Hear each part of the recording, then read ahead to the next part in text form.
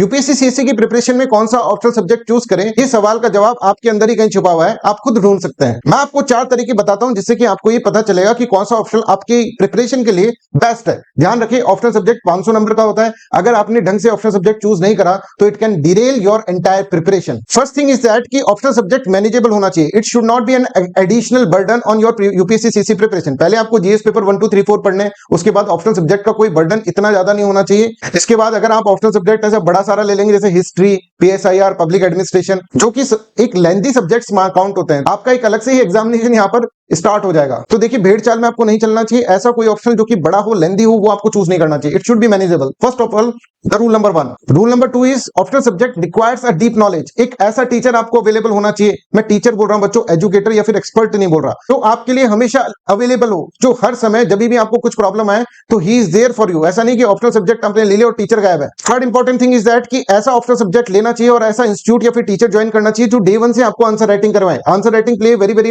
Important role in the optional subject. Ultimately आपको answer writing ही करनी है बच्चों। फोर्थ, एक ऐसा ऑप्शनल सब्जेक्ट होना चाहिए जो और भी सब्जेक्ट्स के अंदर काम आए। जो सारे सब्जेक्ट में काम आ जाए तो बहुत अपना काम आसान हो जाता है। GS paper 1 2 3 4 as well as essay writing में काम आ जाए तो बढ़िया काम हो जाता है। अब यूपीएससी के ऑप्शनल सब्जेक्ट के अंदर एक ऑप्शनल सब्जेक्ट मैं आपको बता सकता हूं जो ये चारों क्राइटेरिया को फुलफिल कर रहा है, and that optional subject is philosophy optional subject.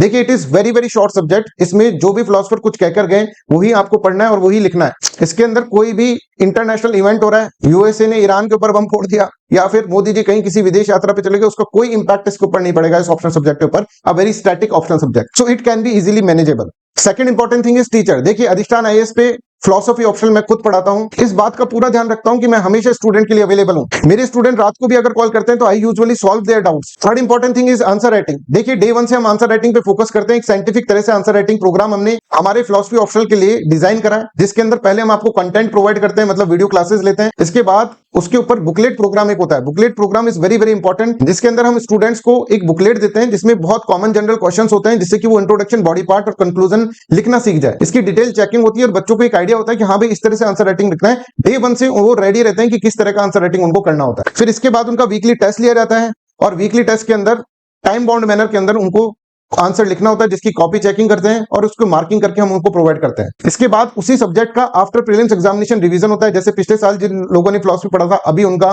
Revision चल रहा है और रिवीजन के बाद वापस से आंसर राइटिंग होती है।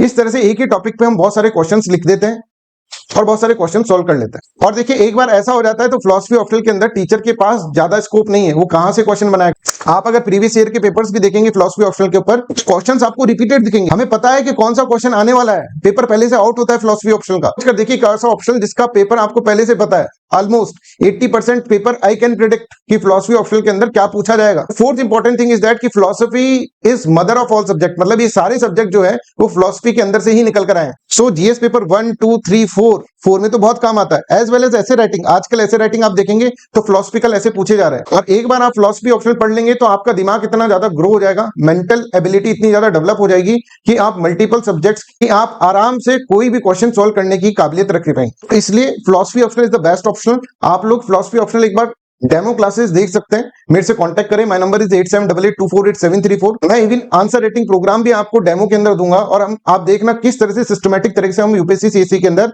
ऑप्शनल सब्जेक्ट की प्रिपरेशन कर रहे हैं। Thank you so much.